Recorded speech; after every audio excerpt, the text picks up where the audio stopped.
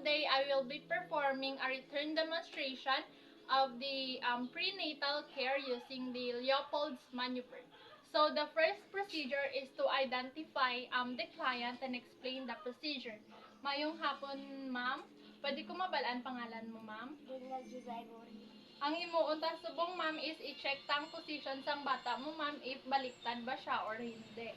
Okay lang sa imo, ma'am? Yes. Then next is to assess the client's history, which includes the personal, family, social, previous obstetrical, and present obstetrical data. Ma'am, ng upod mo ang asawa mo, ma'am? May bana ka? Wala. Wala, ikaw lang isa, ma'am. Ang pamilya mo, ma'am, sa pamilya mo, kung nag-star? Yes.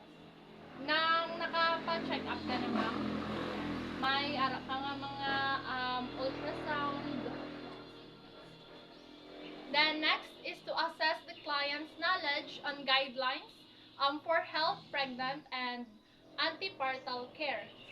Ma'am, may ginabasa ka nga libro, ma'am, tungkol sa pagbubuntis mo, para sa pagbubuntis, ma'am. Yes. Damo ka na nabalaan kung ano ang mga bawal ka dapat himuon. Of course. Of course. Then next is to review the plans for antepartal care visits, examination, and laboratory findings. Ma'am, may nagalakad ka sa OB-GYN mo, ma'am? Yes. May ginatudloan niya na ka kung ano mga dapat mo himuon sa habang gabuntis ka. Yes. Nakita mo na ang laboratory test mo, tong ultrasound. Yes. Okay. Then next is monitor the vital signs. Wala ko na talaga. Then next is measure the height on initial visit and monitor the weight in succeeding visit. The next is conduct physical examination. Begin assessing from head to toe.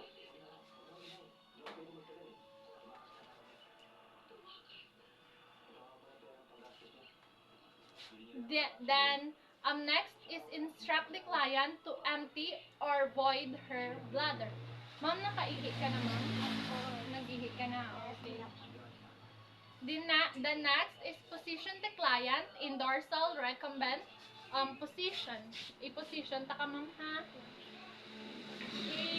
Kaya lang, mo hong duga panig ako, ma'am, ha? Amo lang na ang position. Then next is drape client and expose the abdomen from the level of the xiphoid process down to the symphysis pubis.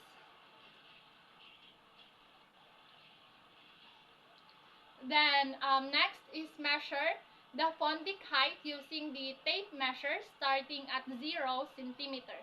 The centimeter side of the tape measure must be facing the abdomen while the inch side is facing the examiner.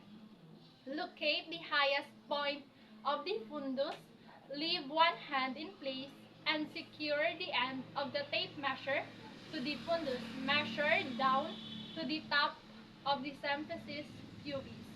Then document the measurement in centimeter.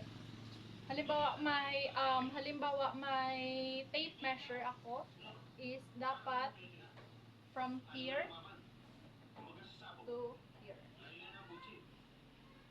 Then the next is perform the Leopold's maneuver. Warm two hands by rubbing one against the other before placing them on the abdomen. Perform the 4 maneuvers during the first 3 maneuvers. The examiner stands at the side of the client bed and faces the client. So, the first maneuver is the fundal grip. With both hands, palpate the upper abdomen and fundus for consistency, which is the head is round, hard, breech is well defined. The mobility, head moves independently, breech less mobile.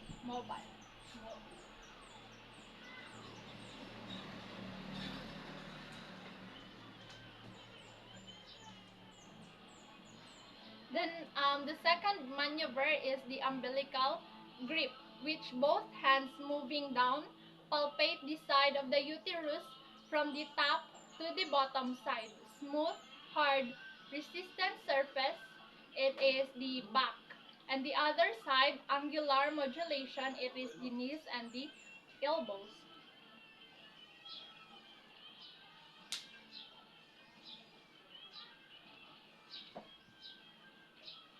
Then, next is the third maneuver, which is the Pollick's grip.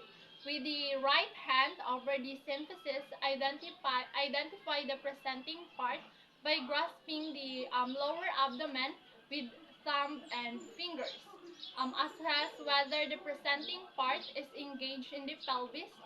If the head is engaged, it will not move. If it is soft, then it is the back.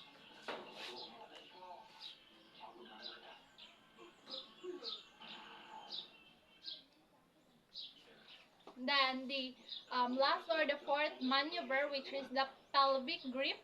The nurse alters position by turning toward the patient's feet. With both hands, assess the descent of the presenting part by locating the cephalic prominence or brow. Place your fingers on both sides of the uterus about about 2 inches above the liginal inguinal ligament. Press downward and inwards. If the fetal back is palpated, it meets no obstruction. If the other hand will meet obstruction, the fetal brow is palpated.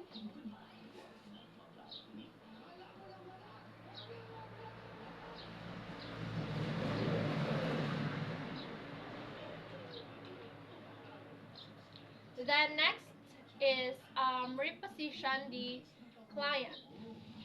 Ma'am, i-position ko lang ulit ikaw muna. Then next is administer the TT or the tetanus toxoid vaccine following the recommended schedule. The TT1 gives as early as possible.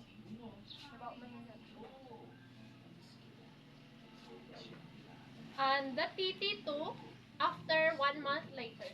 Ma'am, magpa-inject ka sang tetanus toxoid vaccine, ma'am, after 1 month. Ma'am, magbalik ka, ma'am, ha? Yes. Then next is at least the TT3 at least 6 months later. Ma'am, ang ika-tatlo mo naman nga tetanus toxoid is after naman 6 months. Then the next is TT4 at least 1 year later, and then the TT5 at about 1 year later after the TT4.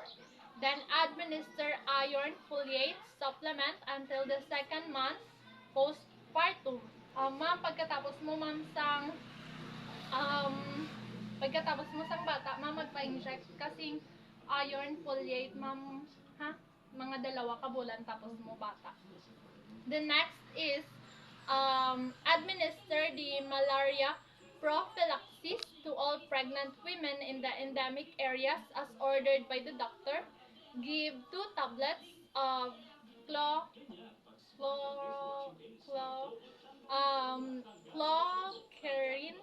phosphate 250 mg every week for the duration of pregnancy. Then provide and promote health teachings on good nutrition, personal hygiene, and enough rest and sleep. Ma'am, magkaon ka sang mga healthy foods, ma'am, dapat mga gulay kag vegetables lang, mama. Iwasan mo na ang fast foods, ang mga junk foods, soft drinks, iwasan mo na, ma'am, ha? Okay. And the next is discuss with the client her expectations about pregnancy, which includes the danger signs of pregnancy, labor, delivery, and impact on the family. Ma'am, ano mga expectation mo, ma'am, nga mga posible nga mga kalain nga matabo habang nagabata ka, ma'am? Wala man. Wala man. Okay. Then plan with the mother the preparation for breastfeeding baby. Ma'am, habang wala ka pa, ma'am, nakabata, ma'am, nang mag-practice ka na kung paano magpadede ka, baby, ma'am, ha? Ang mga position, dapat na chan to chan. Dapat gato bangay ang chan nyo kag chan nyo kung magpadede ka. Tapos pwede man naka-side lying position, nakapunto. Tapos dapat ipa-perk mo. Then next is discuss the importance of prenatal and subsequent visits. Ma'am, nang importante gid ma'am ang pagpa-check up, ma'am, ha. Dapat magbalik-balik ka. Kapag Facebook na.